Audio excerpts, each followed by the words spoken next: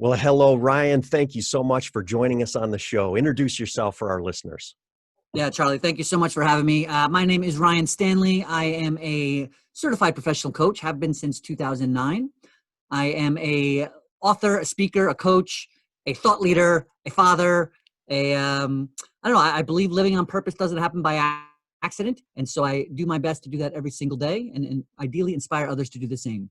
Awesome. Based in New Jersey. Correct. Yep. I'm about 45, 50 minutes west of New York City. So you come out of the Holland, you're on a highway called 78. You stay on that until you see cows and fields, and you know you made it to my neck of the There woods. you go. Well, my wife, Wendy, was actually born in New Brunswick. She Okay.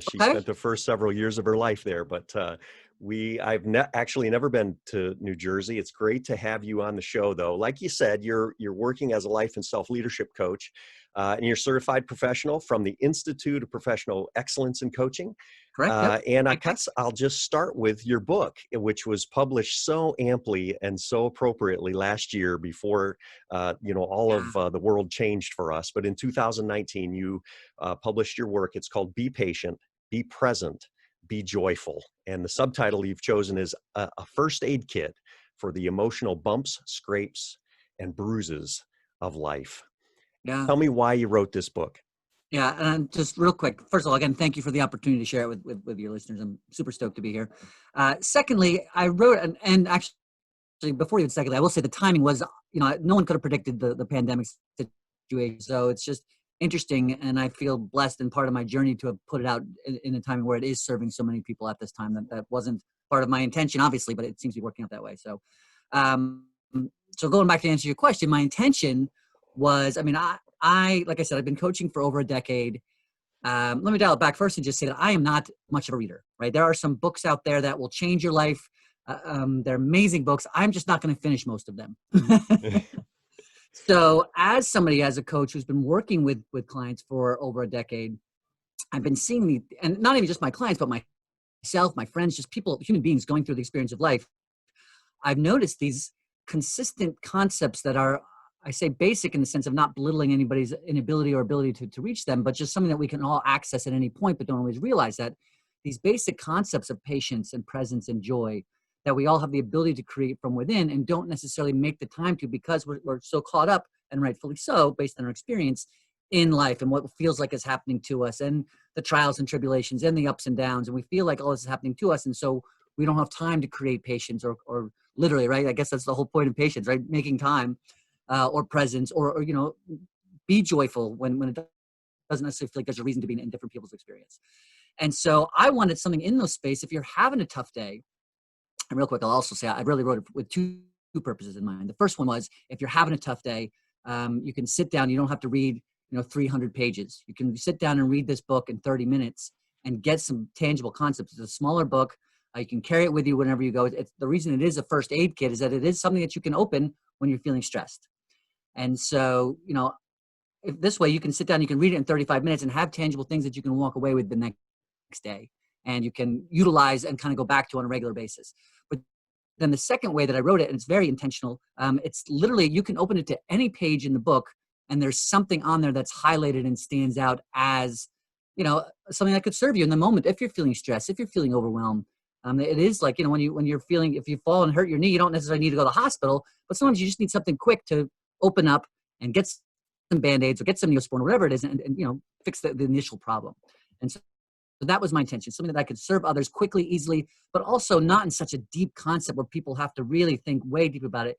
It's written in conversational style. It's written in layman's terms. It's really just something for everybody, people of all ages, to kind of just get an idea of how they prefer to be showing up and get some tools and some tips just to kind of be a better version of themselves. That is awesome. Yeah. And I'll tell you just my personal experience. I really appreciate the copy that you gave me. And I'm sitting here looking at it and I just opened it up and here's a quote that I want to give back to you and have you riff on it just a little bit. But occasionally while traveling on the sunny road of this adventure we call life, a dark cloud will pass over and block the sun. Two things to remember. Number one, it's temporary. Number two, those dark clouds do contain rain, which is essential not only for growth, but for life itself. Man, that's awesome. And that so resonated with me. And I just so appreciate the spirit here to encourage people that, hey, things things are going to happen, and dark clouds might pass over and block the sun, but we have to remember that it's temporary and that there may be some good that can come out of that. Where did that come from for you? You know what? That actually, if I remember specifically, I had taken a picture of just some clouds. Like it was kind of a dark cloud over the sun. Like literally, it was an Instagram post, I think, initially. And I remember just something as I was looking at it and thinking about it and where I was in my life. And it wasn't even a particular instance as much as just observing life as a coach and as a dad and as a husband and a human being. And it led me to think people sometimes look up and see these clouds and think, oh my gosh, now it's going to rain and it's dark. And it was like, well, there's a couple different ways to look at it. Like I know this cloud is really, it was just being there in the moment, taking the Yeah. picture and realizing. And the cool part about this, and thank you for asking that question, actually, it's a great question, because it's not just these giant things like a sickness in a family or a pandemic or that are dark clouds. Sometimes, depending on how you're living your life, it can literally be a cloud and people get so caught up and, oh my gosh, now there's this dark cloud and now there's weather's going to be bad and the rest of my day is ruined. And it's like all this stuff. They can sit there and stare at the worst case scenario of any situation, even something as small as looking up. Instead, there's also an opportunity to literally the exact same scenario, look up and see the beauty of the light that on the outside of the cloud, or the beauty of nature, that just the fact that it's there. Again, to the point of the quote, it is there to serve a purpose. It is there to, give us life in some capacity.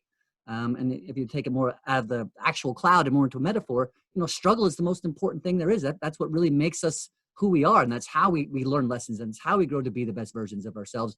If we know that is the option. Yeah, if we can embrace it, and Yeah. that's what it takes, is embracing. You are a publisher or a podcaster as well, Yeah. and so I love your podcast, which is amply and the same title as your book. And you've got several excellent episodes there where they're just short, quick hitters, Yeah. 5, 7, 8, 10 minutes long. And one that stands out for me, which kind of alludes back to your book and the themes, is that we can create or we can cope. And I think that was one title that I'd love for you to kind of explain and give our listeners maybe a little bit of a taste of where did that come from for you? You just simply asked us, when we face that dark cloud, are we coping or are we creating? Because we Yeah. have a choice, right? Always. And one of the most powerful lessons I've ever learned, and it literally serves me in almost every moment and definitely every day, is that life is happening for you and not to you. And it's so easy, and we are conditioned to think otherwise. We are conditioned to think that we are at the effect of life and we need to kind of prepare for the worst case scenario and constantly being like, oh my gosh, this is going to happen to you, or this could happen to me, that happened to me, and that because that happened to me maybe 8 years ago, now this is my identity, right? And so this happened to me, that's going to happen, that could happen to me again. And so we're in this place of preparation for the worst case scenario. And so that is constantly coping. I'm constantly coping with what happened to me. And again, I'm just making this up 8 years ago. I'm coping with what my boss said to me last week. I'm coping with how my kids are behaving. I'm coping with the global pandemic. I'm coping with all these different things and by no means am I belittling anybody's experience or feelings about that, right? It makes perfect sense that we do that based on life experience. But that being said, when you recognize that in any given moment, we are always creating something. And in that moment, you are creating someone who's coping, right? And in fact, and real quick, just to touch back to the book, the prologue is all about that, about being a creator and the fact that we're always creating something, right? So you and I right now are creating an awesome podcast. When you wake up in the morning, if you decide to put on blue socks, blue pants, blue shirt, blue hat, you're literally creating a person who is dressed in blue. We create sandwiches, we create conversation, we create art, we create music, we create love, we create laughter. But we also create anxiety, we also create stress, and we create coping skills in these situations. So when you start to recognize that, hey, if this is happening to me, if I believe everything is happening to me, then I spend my entire life coping and trying to survive it. But if you recognize and you actually choose to believe that everything is happening for you, it can change everything. Because then if you genuinely say, and you get to and actually I know we touched on this a little bit before we actually started the podcast, but when you bring up to me like, why is this happening, there's typically people go this, why me, why is this happening to me? But really you can actually even use those same words and just change the energy and be genuinely and authentically curious, not like, oh God, why is this happening to me, Lord? But literally, so why is this happening for me? If in some strange universe, and again, I'm talking about serious stressful situations and trauma that does occur in the human experience. I'm not belittling. I've been through several situations myself. So I'm saying, but if you can take a step back, maybe not in the moment, obviously we do have an effect to life, right? Or a reaction to life. But at any given moment, if you say, if I want to feel better about what happened, if I can ask myself, in some crazy universe, right, if this did happen for me, right, detach yourself from the situation, detach yourself from the story, but you can say, if this did happen for me, what would that be? What might be 3 reasons that this could possibly be happening for me? I'll take a sad example of someone whose child, dies of cancer, because I want people to understand the extremities. Like, I'm not just talking about you stub your toe, how did this happen for me? I'm talking some heavy things that happen to people. And why this happened for me? Well, maybe because now that you are the human being that is going to change thousands of other people's lives who are dealing with cancer, because you're taking that lesson, that pain and that struggle, and now you're doing more research and you're finding something else and you're connecting with other children and you're empowering, you know what I mean? How could this possibly not only be happening for me, but for the rest of the world? Yeah, you're making purpose, you're creating purpose even out of that pain. And some of what I've experienced also, Ryan, is that purpose is probably even more powerful when it comes from pain. And Absolutely, because so, it's yeah, I real and you so feel it. appreciated that. That's such a great concept. And when you're working with people to encourage them and coach them, you're trying to get them to become proactive rather than reactive and saying, "Oh, woe is me. Look what happened. This is going to Totally. happen." And going down this pathway of the worst case scenario instead of, uh, you know, taking a hard look at, and part of that is self-awareness, knowing my own skill set, my own Sure. gifts, my talents, my limits, my boundaries, but actually being confident enough and brave enough, to take responsibility and step into the batter's box, so to speak, and say, Yeah. I'm going to swing and I'm Yeah. going to, I'm going to get a base hit here. I'm going to make something of this. A quick question, which is maybe seem big and broad, but I've heard you talk about this before. But what is that? What is that one thing that probably most keeps people from living their best life? Without a doubt, it's fear, in my opinion. It's fear, and mostly it's fear of what other people think of you, right? And that can be people you love. I mean, sometimes when you first say it, it's like, oh, people on the internet or people just in general. But no, it's fear of what my parents think of me. It's fear of what my friends think about me. But then it is also fear of what someone who I don't even know in some other country might comment on the internet about me, right? It's fear about putting yourself outside the comfort zone. And really, it's fear of judgment. And when we start to really, and here's what I'll say, you kind of touched on it a second ago. It's like, when you recognize that literally there's oxygen, there's gravity, there's sunlight every single moment, right? You wake up, that is here just so that you can exist today. What are you doing with it? And if I'm going, and by the way, again, this stuff is practice. It takes intention, it takes purpose. But when you start to recognize that that's a fact, like literally life is happening for me, the oxygen, the sunlight, the gravity, the ability to exist, the ability to communicate, the ability to functionally move around this planet and connect and communicate with others.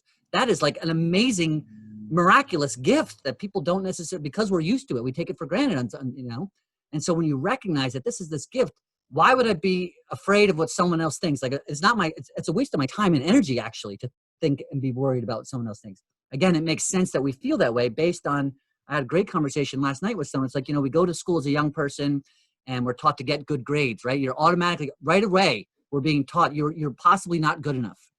And you're possibly going to disappoint your parents. And you're possibly going to be comparing yourself to other children, right? And it's not the intention behind it, but that's really the system that we were immediately put into. Comparison and judgment and not being good enough. And so we then spend our whole lives. And now with social media, kids at a younger age are getting into like, hey, I see all my friends who look like this or being invited to this party or doing this, and I'm not good enough. I'm comparing myself to them all the time. And so it's all about fear. I'm feared that I'm not good enough. I'm feared that I'm not going to fit in. I'm feared that I'm not connecting. I'm fearful that people won't like me. And when we really step into this moment of now and realize that today is a gift and it doesn't matter what anyone else, anywhere else thinks, and even people we love to death, our wives, our spouses, our husbands, our family, it's not that we disregard their opinion, and especially when they come from a place of wisdom and we've learned things from them in the past, but really in the grand scheme of things, and in my opinion, this is how it should be, they are not living their life for you. They are living their life for them. And they could be more focused on what's important for them and who they want to be. And so that leaves us to not worry about, because no one's coming to save us. It's our responsibility to recognize that today is a gift. Who do we want to be in today? in the grand scheme of things, when we look back on life, it's how did I want to live my life? And I don't know, another great lesson I learned once was that it's none of my business what someone else thinks of me. It's a different way to look at it, right? It's literally none of my business because it has nothing to do with me. In fact, however they feel about me is completely valid and has nothing to do with me. Because had I been born to their parents on the day they were born and lived every single second of their life up until this moment when they met me and had this response to my behavior, I would feel the same way. And I would respond, you know what I mean? So it has nothing to do with me. It has everything to do with them, which is awesome. So let them be themselves. Let them learn. Let them have their own challenges and journey. Be the light you want to see in the world in the meantime. And once we start, I think, to your point of the initial question, of like, what keeps people from really being the best version of themselves, it's this fear that somebody else might not like it. But when we talked about purpose, sometimes feel like, oh, purpose is such a big thing. I don't know, how do I even decide what my life purpose is? But if you say, okay, listen, that can be a big thing, especially when you're a younger person. You feel like I've got 80 years in front of me and I don't even know what I'm going to do with it. Why do I have to have this decision now? Don't. Like, what is your purpose for today? Right? Decide who you want to be today. What is my purpose for today? And actually, along with that, I'd suggest doing that and then writing it down each day. And, you go 2 weeks, you go 14 days, you go a month, you'll see some patterns. You'll start to recognize what was your purpose more often than not. And then you can step into that for a while. Say, okay, well, you know what? I just recognized that 20 out of the last 30 days, my purpose was X. I think I'm going to intentionally then make my purpose for the next 30 days, all 30 of them, just this, because it's something that aligns with me. I recognize it feels good. And then you start to step into this purpose, and then you open yourself up to more opportunities that also serve that purpose. And ideally, you're serving someone else's as well. Oh, that's And then the pure last thing I'll gold. say this, Yeah. sorry. Yeah, I know I kind of went off on a thing here, but the last thing I'll say to that is that can also change. Like, so when people feel like this thing, oh, I have to have my purpose for today, purpose for this month, purpose for this year, until you decide otherwise, right? Because I'm not the same person I was last month. I'm not the same person I was last year. I'm certainly not the same person I was 10 years ago. So when we recognize that every day is an opportunity to decide what our purpose is, because we want to, because we have this gift of life, then that's when it becomes fun. And that's when it becomes creating, and you're not coping anymore. Now you're creating the life that you deserve, that you're able to inspire others to do the same. Oh man, so good, so deep, and it is very reflective. It's, and I've worked with college students, most of my, that age group of 18 to 22-year-olds who need to become less self-focused and more self-aware, right? And that's, I hear that message and the responsibility that we have. I had a coach once tell me, said, Chuck, why are you trying to be that guy? You need to be you. Like, quit trying to be that guy. And we need you to be you, like on the team. I think of a football team, it's like if the lineman is trying to play safety, that's not going to work. And if the quarterback is actually trying to play tight end, that doesn't work. You need to do your job and be you. That's your purpose. And so I just love the inspiration here from your book, from the podcast, from the work that you're doing with your clientele, to get them to take that responsibility and then dream, right? And say, what could be, now that we get the start of the foundation of self-awareness, now where do we go? And I think that fear that you mentioned is actually distracting people from living into their potential. And what a tragedy. Yeah. What a tragedy. You know what? I want to ask, I ask a lot of my guests, but I would love for you to put this into the current context now with all the things that we're dealing with in our world today, right? Sure. A worldwide pandemic with the virus and all of the swirling eddies that come off of that concept with our schools, our churches, our families, our jobs, our organizations, the racial unrest that is rising again, and we're dealing with that slowly through protests and the media, and then you dump onto that in the next 60 or 80 days, 90 days here, an election in our country here in the United States, and the political lines that are drawn, and all of the stress of that. Yeah. Is this really just an interruption in our time that you and I are living in, or is this an actual disruption? And are there some lasting changes that you might see? What are you seeing in your clients as you work with people? Yeah, it's a powerful question. And the truth is, I don't have the answer, right? I can't say that it's one or the other. I can say it's both, and I can say that it depends on you. I said everybody is having their own experience. And so one thing I'll dial back, and I honestly believe, from working with clients, from just talking to people, from being on different podcasts and really just experiencing my own life. I believe that this scenario, this pandemic situation of 2020 really makes you more of what you already were. I Mm. think it's like, you're already in the situation where if you were spending a ton of time in fear already, you are now alone with your thoughts more and you are more afraid. If you were already angry at the world and felt like everything was happening to you, you now feel even more of that. If you're in a place where you're focusing to build a life that serves others, you now feel the need and the rise to do more of that. If you're an entrepreneur who's focused on building and creating something in the past, most entrepreneurs will pivot with change, with what's going on. You are now looking at the best way to do that. So this has been such a situation where everybody's now focused, and it's bringing out, ideally, I think that can bring out the best in people. But the challenge that I'm seeing is, and this is my opinion, right? I think due to media, I think due to all this influence that's out there, it's not giving as many people the opportunity to bring out the best in them as much as it's screaming at them that they should be afraid and they should be angry and they should be all these things that aren't necessarily serving them or mankind. Yeah, there's I such an really believe, ambiguity. The ambiguity, I think, is what people are facing, and then we have a choice as to how we deal with that. But man, totally. thank you so much for that. That is a gem. That is an awesome soundbite here. That what we're facing simply amplifies what we already were, and so Yeah. take a And look in the so, mirror.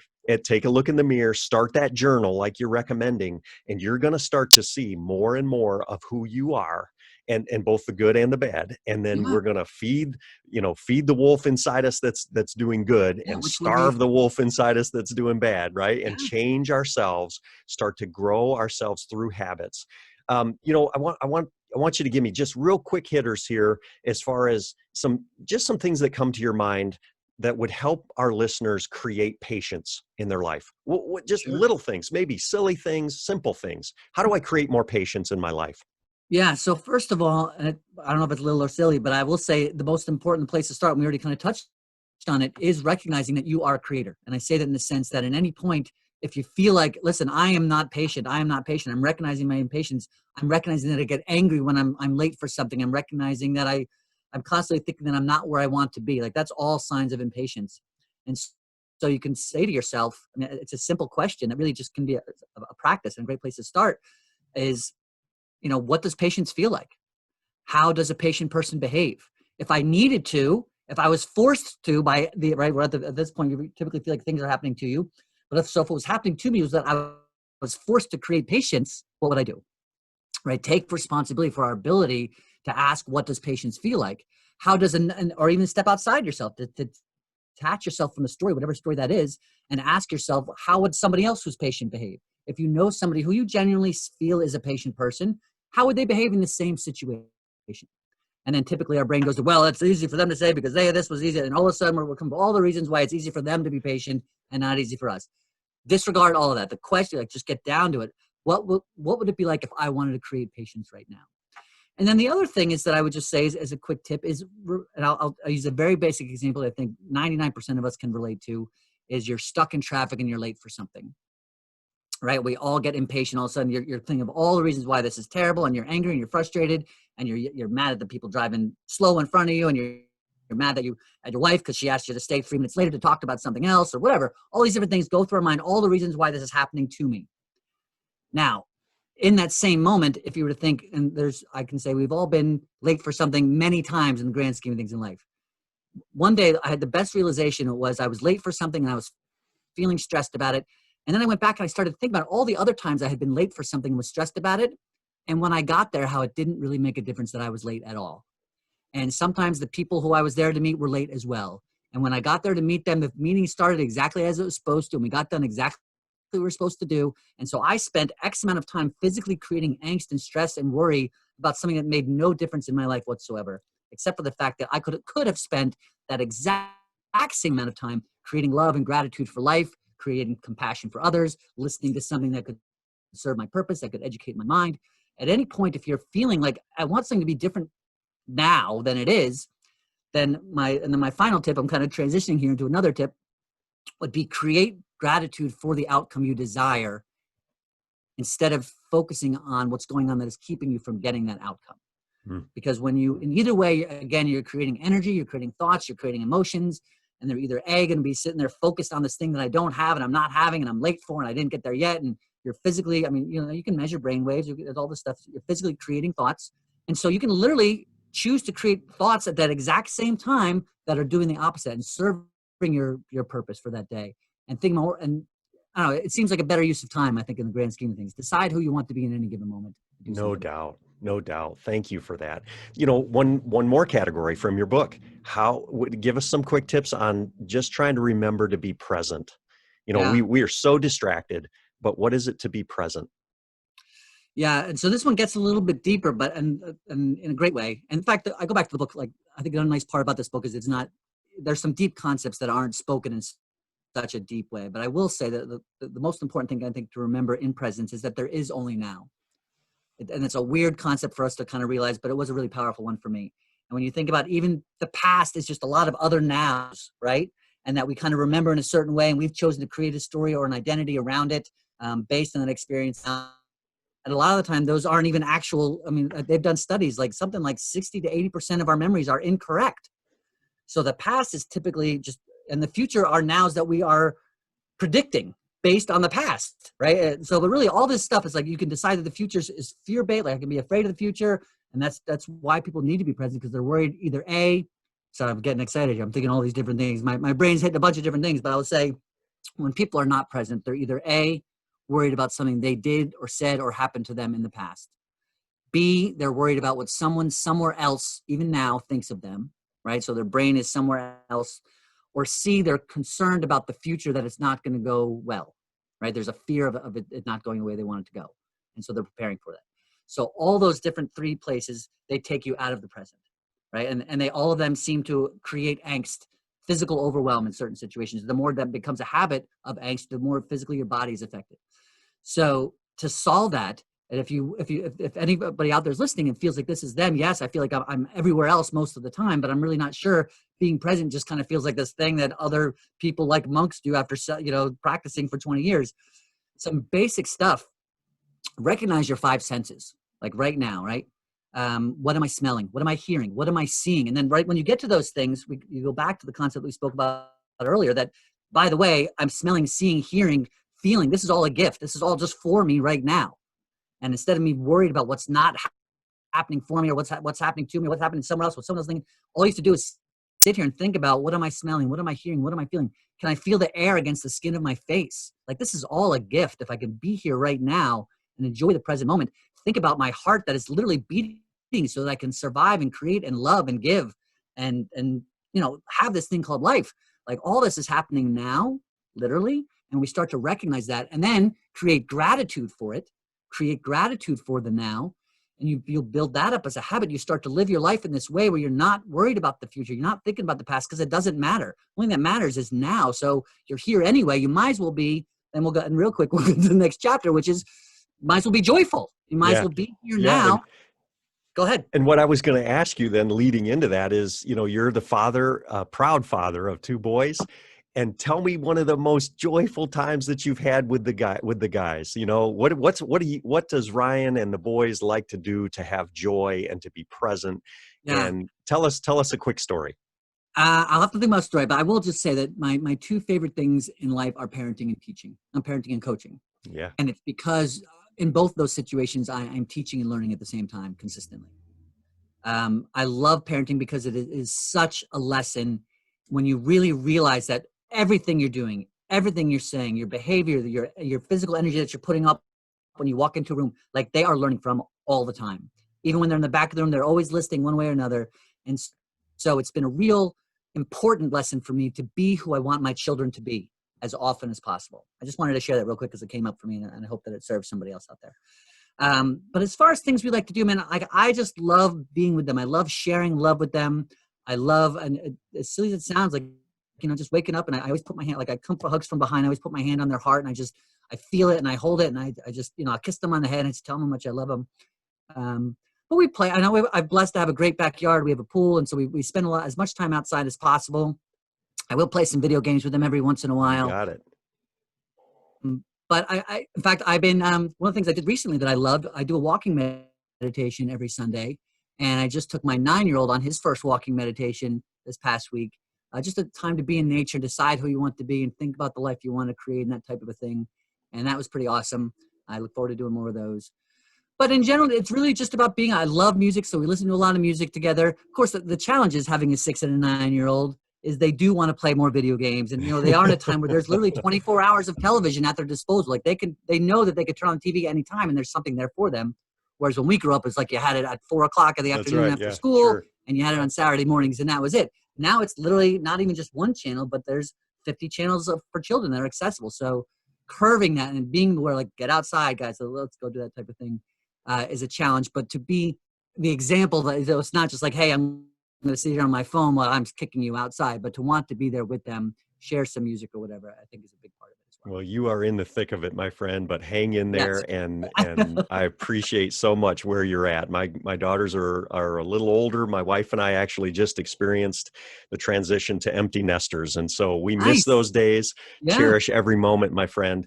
But I yeah, know. as we close down here, I just want to encourage everybody that if Ryan has really resonated in your ears today, so to speak, Yeah. Ryan has one of the greatest jobs in the world. He actually works with people just like you in a one-to-one basis as a personal and certified professional coach to help you lead yourself. And so I just want to reiterate, the book is called Be Patient, Be Present, Be Joyful, a first aid kit for the emotional bumps, scrapes, and bruises of life. And a podcast named the same, resources. Ryan, where can people best get in touch with you? Yeah, absolutely. And thank you again for the opportunity to share. Ryan, so again, as you said so kindly, my name is Ryan Stanley. That's RyanStanley. And I say that out loud because it's ryanstanley.com. Quick and easy. If you're interested in buying my book, you can actually buy it on that website. There'll be a button that says, be patient, be present, be joyful. Feel free to click on that. If you do buy it from my website, I will send you a signed copy, a little note to you. And then also, depending on my availability, we'll set up a complimentary coaching session. But Awesome. you can also find it on Amazon. You can find it on Barnes & Nobles, wherever books are sold, as they say.